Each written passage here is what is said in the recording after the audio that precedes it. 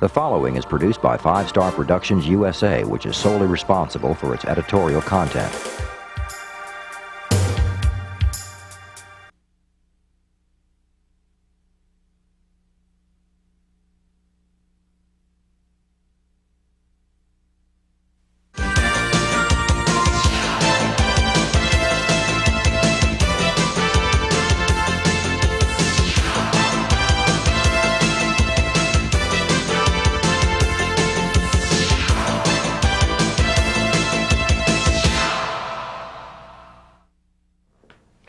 Hi, I'm Cindy Williams, and welcome to Parenting in the 90s.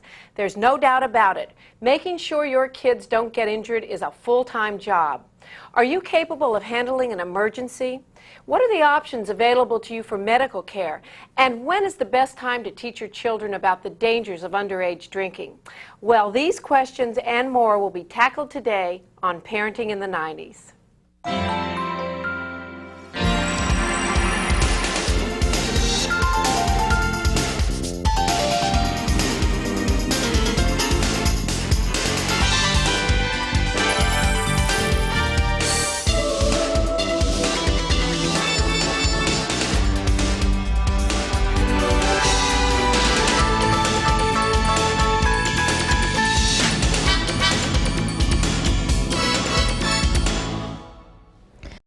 No one said parenting would be easy. It's a time of joy and tremendous responsibility. Perhaps one of the most challenging tasks is preparing our children to be independent, to face the world with the ability to use good judgment and make the right decisions, and not be influenced by negative peer pressure. Some issues are more difficult to discuss than others, but through straightforward communication, the rules and values which will guide them to make sound choices will be learned. And that's especially true when it comes to drinking. One of the most important messages we must give our children about this subject is that drinking is for adults, and that drinking and driving do not mix at any age. But when should we begin talking about the subject of alcohol with our children? Authorities on abuse prevention, education, and youth counseling advise in the Family Talk About Drinking program that it's crucial to begin early. Waiting until the teen years when attitudes are already formed can be too late.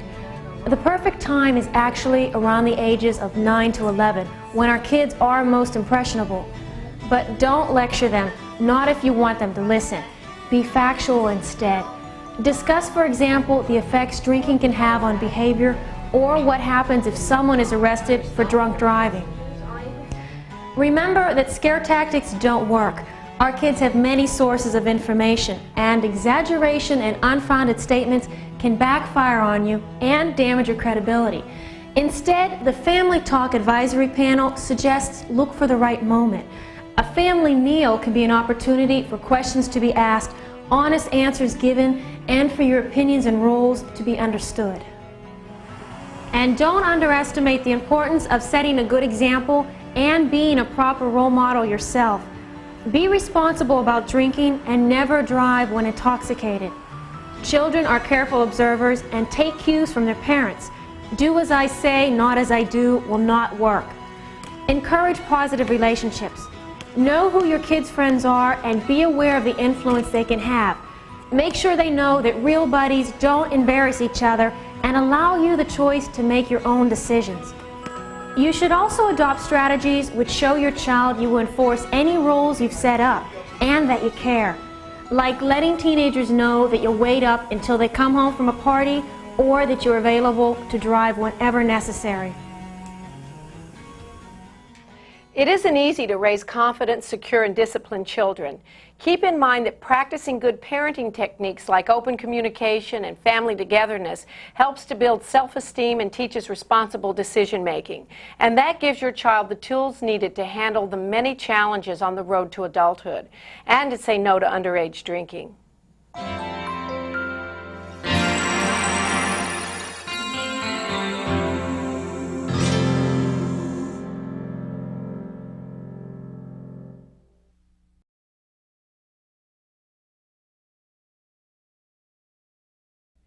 Remember the never-ending trips to the library to research a paper, The frantic search, book by book, page by page, to find what we needed, what a dreaded chore. But no more, because multimedia computer software has transformed the act of finding information into an enriching and exciting adventure. Here's Tricia Lee with the latest.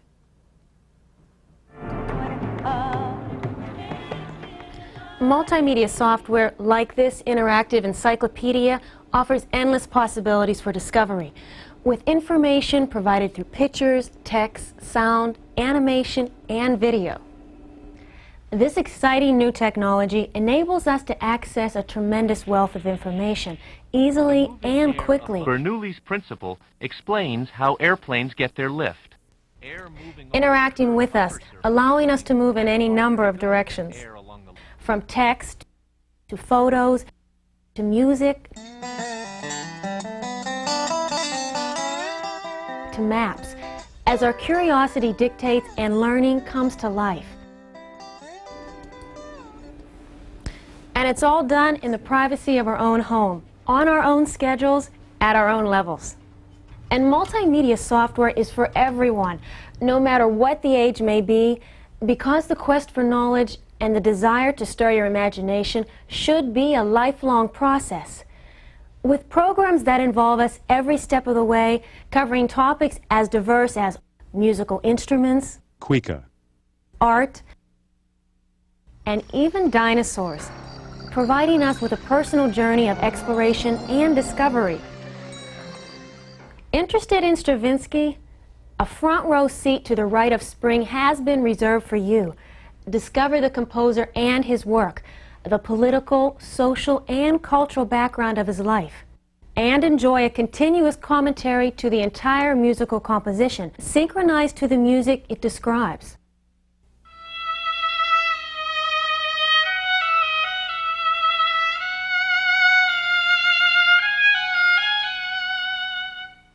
Or how about an animated talking library that puts the sights and sounds of 7 essential reference books right at your fingertips with the click of a mouse?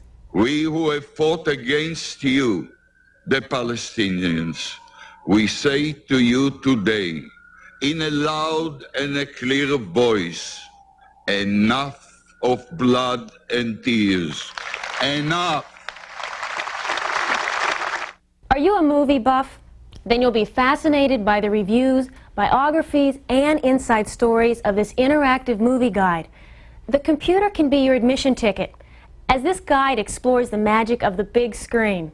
Copperfield, at present, I've nothing to bestow but advice. Still, that advice is so far worth taking, I have never taken it myself, and am the miserable creature you behold. These are only a few examples of how multimedia software has changed the way we learn, making the process a stimulating and powerful adventure for everyone, whether at work, play, school, or at home.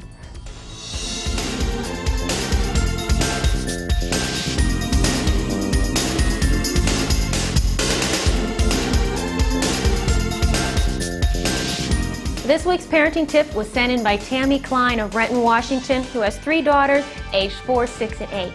Tammy told us that when she needs to run errands with the girls, she lets each of them pack their own lunch boxes.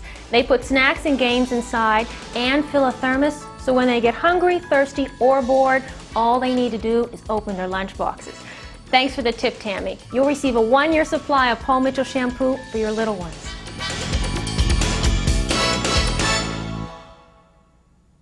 All parents want happy and healthy children. We try to make sure they get proper nutrition, immunizations, and sufficient attention. But did you know that car crashes are a leading cause of death of children? The statistics are staggering. Every year, more than 600 children from birth to the age of 5 are killed, and about 70,000 are injured. The proper use of a safety seat could mean the difference between life and death. Today, Tricia Lee will remind us how to keep small children safe in cars and trucks.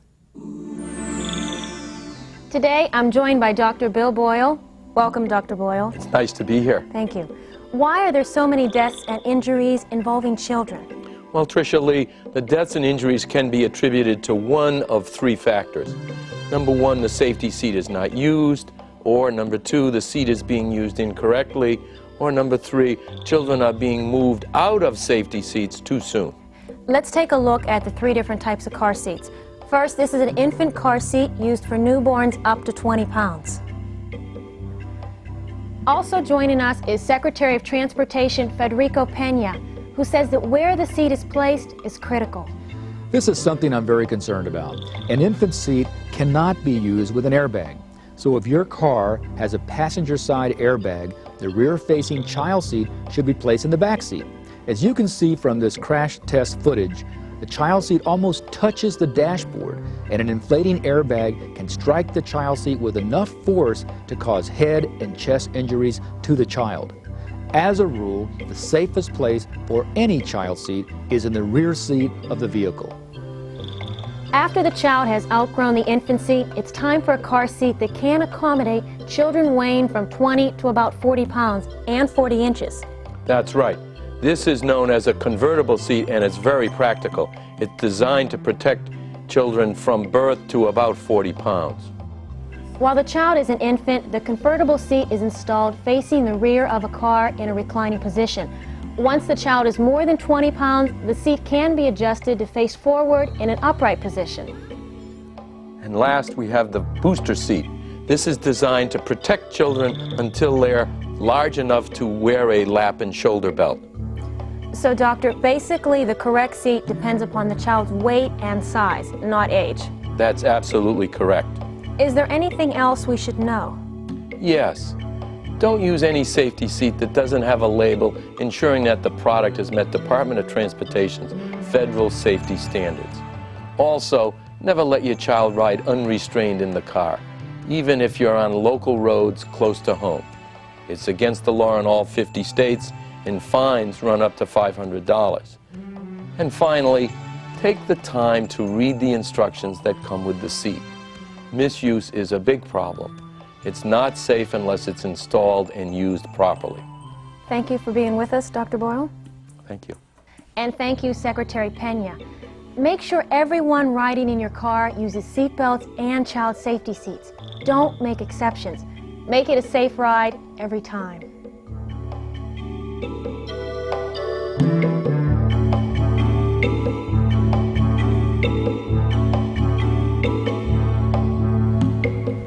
We're all concerned about protecting our kids, but many of us overlook the easy steps that can be taken to guard against head injuries, the nation's #1 killer and disabler among our children and young adults. Wearing protective headgear can greatly reduce the risk of this happening to your child. Whether it's running at the playground or playing in the house, you can put the odds in your favor. Here's one type of protection parents are using for toddlers and preschoolers, the age group most at risk for head injury. It's shock absorbent, lightweight, and comfortable, and the bright colors make kids easy to spot. Every 15 seconds, a traumatic brain injury occurs, so put the odds in your favor. Teach your children to wear protective headgear.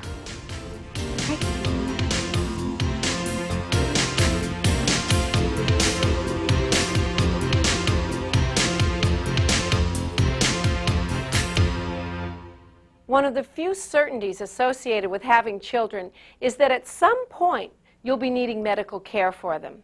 Parents have the choice as to the type of doctor they visit, either an allopathic doctor known as an MD or an osteopathic doctor called a DO. So what are the differences and what really is osteopathic care? Tricia Lee finds the answers to these questions. Many people may not even know if they've been seeing an MD or a DO. Both types of doctors are licensed to perform surgery and prescribe medicine. They receive similar education and training, and both enhance the state of care in America. So how does osteopathic medicine differ? In a word, DOs are trained to use their hands in preventing and diagnosing injury and illness, and to encourage the body's natural tendency towards good health. They regard the body as an integrated whole, rather than just the carrier of a specific symptom or illness. We have with us today Dr. Lawrence Bouchard, President of the American Osteopathic Association. Welcome, Dr. Bouchard. Thank you, Tricia Lee. You know, at a time when 14% of the nation's gross domestic product is going towards healthcare costs, preventive medicine is becoming more and more important. DOs put emphasis on preventive health care rather than on crisis intervention. With this branch of medicine having just celebrated its 100th birthday, the largest percentage of osteopathic physicians are in family practice and primary care. Dr. Paul Diamond gives us one particular case history. A patient of mine had developed a bad reaction to the medication I prescribed for headaches. As an alternative, I decided to use osteopathic manipulative treatment, also called OMT. Now, to the untrained eye, this may only look like a massage, but it's a proven medical treatment. OMT helped improve the tissue lymphatic flow and increase the blood flow to the muscles involved. The headaches were going away. OMT also took pressure off the nerves, so there was less chance of a dangerous muscle spasm. There's no denying the impact of therapeutic touch. It establishes trust and accelerates the healing process. Dr. Bouchard, would you please tell our viewers what kind of people receive osteopathic care? What many people may not realize is there's a good chance they may have received it already. That's because half of all osteopathic physicians work in primary care areas such as family practice, pediatrics, OB/GYN, or internal medicine. Primary care physicians will play a key role in healthcare reform, and we are proud of our strength in this area. Dr. Bouchard, thank you for being with us. Thank you. Today, many osteopathic physicians practice in small towns and rural areas. Whatever their expertise, they approach their patients as whole persons and use their hands to diagnose and treat injury and illness.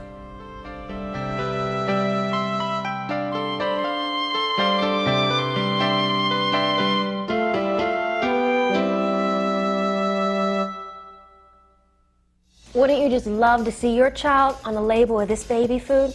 Well, if your little one is less than 2, you can make him or her a star by entering the Baby's Garden Baby Search. For more information, call 1-800-717-BABY. Your child could appear on the Baby's Garden baby food label for an entire year and win a $15,000 U.S. savings bond.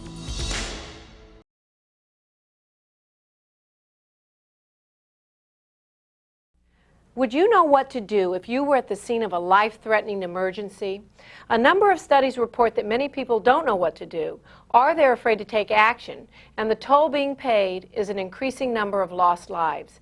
Many people feel helpless in these situations, but they don't have to. There are things that you and your family can learn to do to prepare for an emergency. Signing up for first aid courses is a significant move to take. However, just knowing how to look the scene over for safety, checking the victim for consciousness, breathing, a pulse, and bleeding, and calling 911 is a message that has now become a nationwide campaign. While previous practice has been to administer CPR immediately, experts now say that calling an ambulance first can mean the difference between life and death. The idea is simple. Overcome your hesitation. Call. Knowing first aid can prevent an injury from becoming a tragedy, and having an emergency first aid kit is a must for every home. Having one for the car under the driver's seat and one for the road is very important. But you need to know where it is at all times, so store it in the same place where it's visible and easy to get at. Make sure everyone at home, in the office, or on vacation knows exactly where it is too. Familiarize yourself with the contents. Know what supplies are in each section of the kit. Imagine the power is off. Do you know where each item is in the dark? Only use the first aid kit for emergencies. Otherwise, scissors can disappear and bandages may become contaminated. Always restock the kit after use and rewrap partially used supplies. Here are some tips for treating minor cuts. Wash the cut with clean water and soap and hold under running water. Then apply sterile gauze dressing. What if it's a more serious cut? It is important to assess the need for immediate action by observing the amount of bleeding when treating any wound or cut. First, apply direct pressure. Elevate limb and don't be afraid to press hard. It won't do any harm and will help stop the flow of blood and avoid shock. Once the gauze is saturated, add another sterile gauze right on top. That way you won't disturb the clot that's forming over the wound. 10 minutes after applying direct pressure and once the bleeding has stopped, wrap a bandage around the wounded area, and maintain pressure until medical help arrives. There's a lot more to first aid than treating cuts. Hopefully this will inspire you to better prepare yourself for emergencies.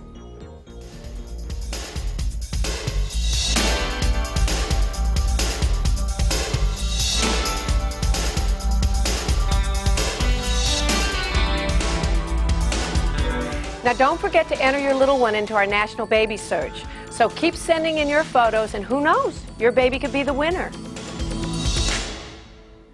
A lot of us parents reminisce about the spirit of the 60s and the early 70s. One thing that you may miss is the comfort of your favorite jeans. In a lot of cases, that was the entire wardrobe. As Tricia Lee shows us, those styles are back again, and the resurgence did not ignore the baby and kids markets with fabulous fashions that work nicely for dress and casual. From as young as 3 to 6 months through the 7-year-olds and up to 14, the trends reflect this look of comfortable, relaxed fitting styles. Back are the wide leg jeans, oversized layering, denim skirts, and white cotton poet blouses. The infant trend includes a wider, looser fit, while the children's emphasizes small, fitted tops with full-fit, oversized bottoms. Stripes and florals play a major role in this revival and are seen large and widely spaced, like cabbage roses and tropicals or in mini vintage designs. Colors are muted, dusty, and earth tones. Brights, however, are still ever popular for the very young. Many other themes build on the same vintage nostalgic look. Grandma's Attic, a shift from grunge to thrift, brings children faded colors, soft prints, velvet fabrics, vintage dresses, and mixed plaids.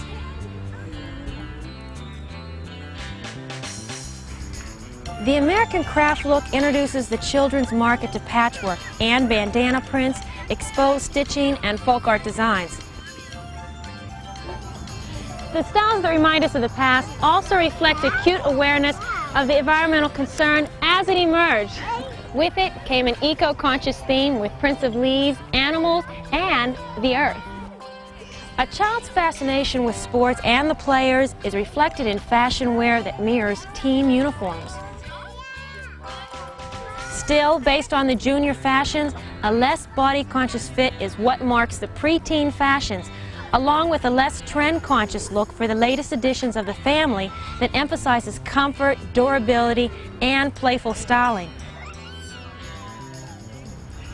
No matter what age your youngsters are, whether it's casual dress or play, now neither fashion nor comfort have been compromised for today's yesterday's styles.